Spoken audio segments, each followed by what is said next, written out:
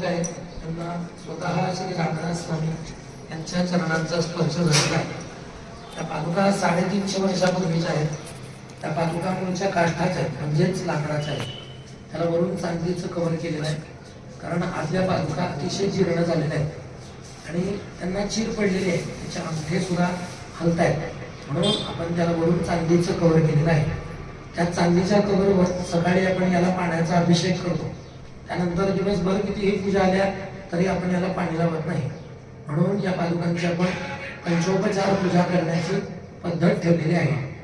त्या पादुकांचे अंगठे अतिशय नाजूक आहेत, म्हणून आपण याला कुणालाही डोक्याचा स्पर्श किंवा हाताचाही स्पर्श करू देत नाही, जेणेकरून आजपर्यंत जसं आपण याचं दर्शन घेत आलेलो आहोत तशा पुढच्या अनेक पिढ्यांनी याचं दर्शन घ्यावं, म्हणून या पादुकांची आपण जास्तीत जास्त काळजी करण्याचा प्रयत्न करत असतो।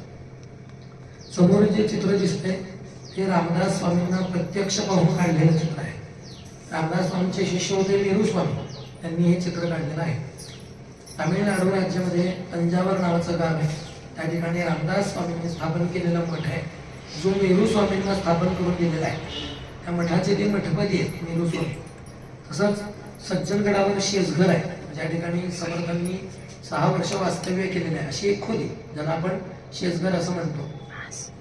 त्या शेजघरामध्ये शिवाजी महाराजांनी दिलेला एक पलंग आहे, त्या पलंगावरच आपण याची मूळ प्रत ठेवलेली आहे सर्वांना पाहण्यासाठी।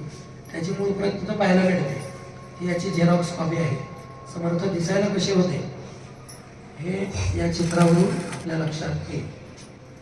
पादुका काढून दाखवणार आहे, सर्वांना पादुका इथून दिसले तर दिसतील, नसेल दिसत तर मी तिथे येऊन टाकले।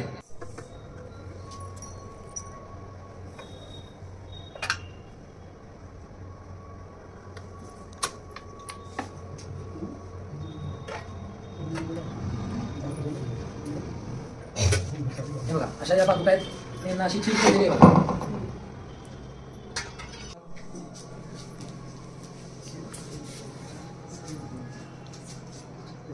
या डाव्या बाजूच्या पादुका आहेत, त्याच्या अंग हे बघा नाजूक झालेले आहेत, त्या निघून गेलेले आहेत, म्हणून त्यांना पुन्हा बसवलेले आहेत। हे आपल्याला लक्षात येईल हे पाहिजे।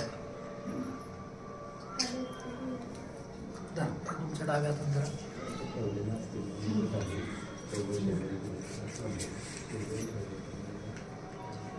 जय जय रघुवीर समर्थ।